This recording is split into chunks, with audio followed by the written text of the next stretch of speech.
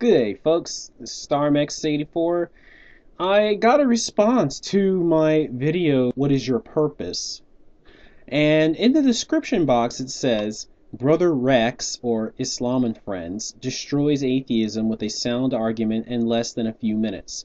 Please share this video and show that Christianity and atheism are both retarded.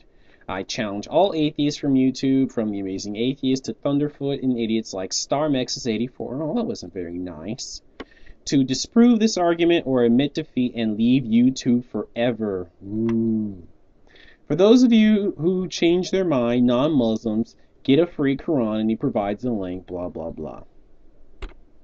So it looks like we have a video from our old friend Islam and Friends. So he attempts to prove that there is a God and then somehow connects that to Islam. Interesting, according to the description anyway. So let's go ahead and see if we can watch the poster boy for Islamic stupidity, or PISS for short.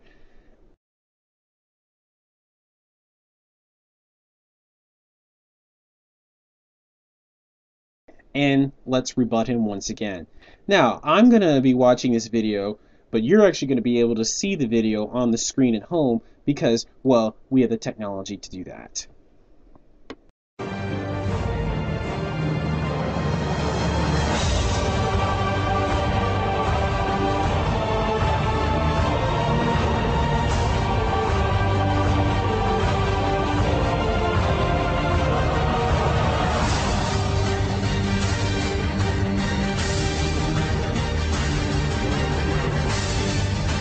Wait a minute, you didn't include me in the title sequence? Oh man, that hurts. That really hurts. But, you know, another thing that this automatically shows is just the mindset that you people have. When you call Pat Condell the prophet of atheism, you know, it shows that your minds require you to be led by someone. You cannot lead yourselves. The fact that you're applying that same mindset to us. Okay, free thinkers don't need a prophet. There's no prophet of free thinking. Okay? And that just shows the fundamental mindset that separates free thinkers from theists. Is the need to be led by someone and the need to have some sort of a prophet that sets the guidelines for which you that sets the guidelines for how you behave and how you live your life. We don't need that. I don't need that. My subscribers don't need that. So I just wanted to point that out. The argument I would like to present as proof of the existence of God goes like this. We exist, right? Right? Yes, that's right. I hope no one's denying this. We either came from something or we came from nothing. So far, no one can argue against these 2 points. We exist, and we either came from something or we came from nothing.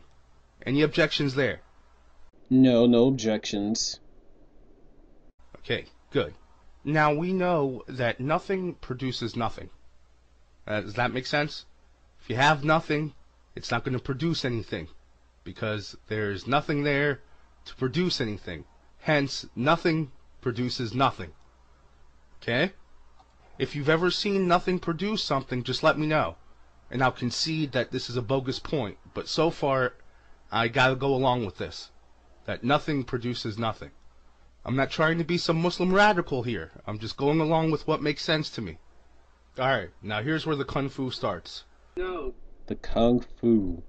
Get ready, guys. We know that we couldn't have come from nothing. Therefore,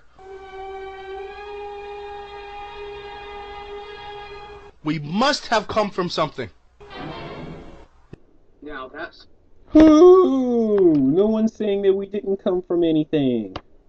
Now that something is either eternal or it is temporal. But wait, all temporal things have a beginning. So this something must be eternal. Eternal. Wait a minute, why must this something be eternal?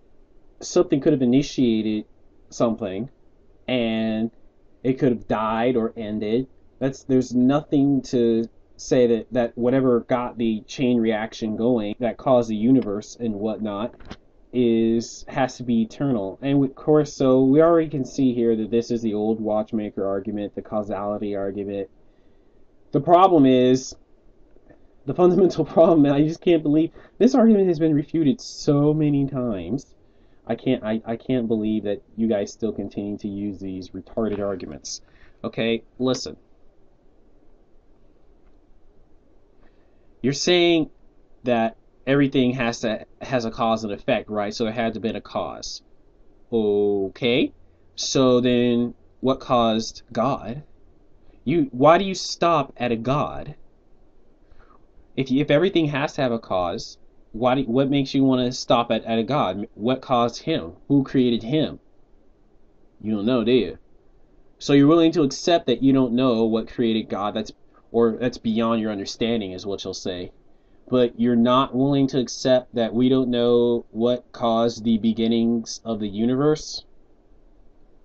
I want you to think about that real quick. For those of you who are actually objectively listening, think about that. You're willing to accept that you don't know what caused God and that God always existed, but you're not willing to accept that, oh, we just don't know what caused the universe and that the universe has always existed? Having no beginning nor end. Now, what is this eternal something?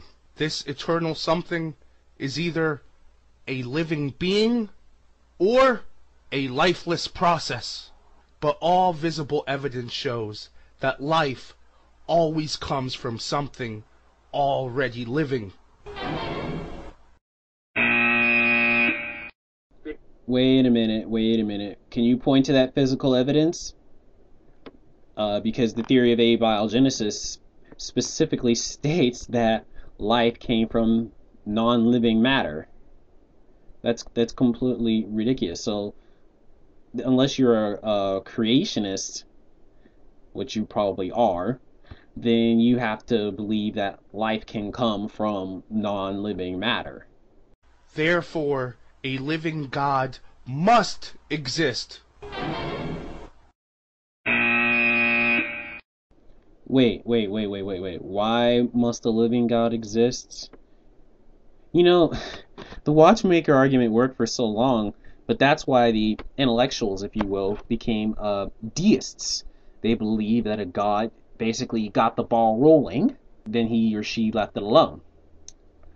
But even if we were to believe that watchmaker argument, how do we know that God is still alive? How do you know that he didn't just get the ball rolling and then died? How do you know that God is living? You make these assertions, but you have no evidence. You're saying that God created the universe and that therefore there's a living God because the living God is what created the universe. Circular reasoning works because circular reasoning works. Did you guys like that one? I liked it because it was crisp. Yeah, I actually liked it too because it's going to create a very good video for my subscribers.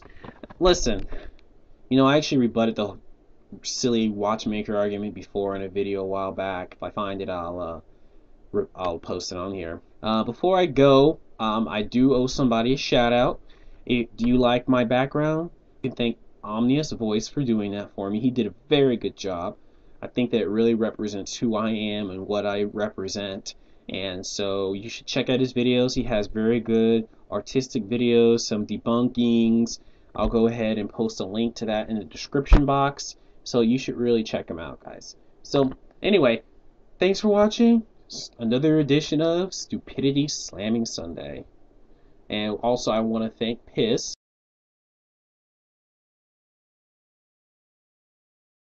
for making this another wonderful Stupidity Slamming Sunday. Thank you.